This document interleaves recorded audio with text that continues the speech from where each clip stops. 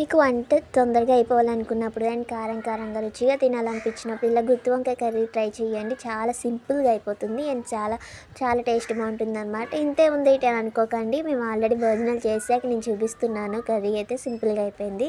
ఈరోజైతే మండే కాబట్టి ఇల్లు గుమ్మాలంటే అడుగుట్లు ఎట్టుకొని ఇవన్నీ వాకిలంతా కడిగేసి ముగ్గులు పెట్టేసరికి కొంచెం లేట్ అయ్యింది. అండ్ టెంపుల్‌కెళ్ళొచ్చేసరికి 11 అయిపోయిందనమాట. వచ్చి గబగబా రైస్ పెట్టేశాను. అండ్ మూకుల్లోని కొంచెం వేరుశనగ గుళ్ళు అయితే వేసి అవి ఫ్రై అయిన తర్వాత ఒక టేబుల్ స్పూన్ అయితే నువ్వులు వేసి బాగా ఫ్రై చేయండి.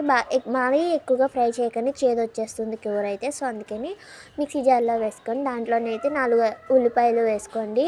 సన్నగా పొడుగ్గా కట్ చేసి వేసుకోండి. తొందరగా అంటే బాగా పేస్ట్ అవుతుందన్నమాట. 4 టమాటాలు వేసాను. చిన్నవి ఉన్నాయి మా దగ్గర, అందుకని 1 టేబుల్ స్పూన్ అయితే కారం, అర టేబుల్ స్పూన్ అయితే పసుపు, ఒక 4, 5 ఎల్లుల్లిపాయలు చిన్న అల్లం ముక్క వేసుకొని బాగా మిక్సీ పెట్టి పక్కన పెట్టుకోండి. ఇలాగ అయితే వంకాయలు బాగా కట్ చేసుకోండి. కట్ చేసుకుని ఉప్పు నీళ్ళలో పెట్టండి.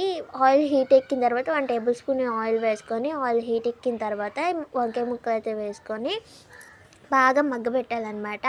మూత పెట్టైనా మగ్గబెట్టేయచ్చు, తొందరగా అయిపోతుంది. లేదంటే మామూలుగానే మగ్గబెట్టచ్చు. మూత పెడితే అంటే ఆయిల్ స్మెల్ వస్తుందన్నమాట. అలా అయితే ఇలా మూత పెట్టకుండా మగ్గబెడితేనే బాగుంటుంది టేస్ట్ అయితే. అది మగ్గిపోయిన తర్వాత వంకాయ ముక్కలు పక్కన పెట్టుకోండి. ఈలోగా కొంచెం ఇంకో 2 టేబుల్ స్పూన్ అయితే ఆయిల్ వేసుకొని 2 పచ్చిమిరపకాయలు వేసుకొని కొంచెం జీలకర్ర, మీ దగ్గర కరివేపాకు ఉంటే కరివేపాకు కూడా వేసుకోవచ్చు. పచ్చిమిరపకాయలు బాగా ఫ్రై అయిన తర్వాత మనం మిక్సీ పెట్టుకున్న పేస్ట్ని అయితే వేసి కలుపుతూ ఉండండి. మరీ వదిలేకండి, ఎందుకంటే వేరుశనగ గుళ్ళు కాదు, ఉత్తిని అడుగు పట్టేస్తుంది.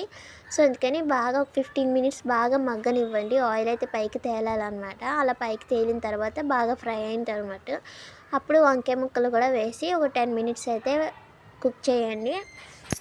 ఆ తర్వాత కొంచెం వాటర్ వేసుకొని మిక్సీ జార్లోనే కొంచెం వాటర్ వేసేసి అవి దాంట్లో వేసేసాను. దాంట్లో బాగా మరిగిన తర్వాత అప్పుడు కొంచెం మసాలా పౌడర్ వేసుకొని బాగా దగ్గర పడ్డాక స్టవ్ అయితే ఆఫ్ చేసేసేయండి. కొత్తిమీర జల్లేసేయండి పైన.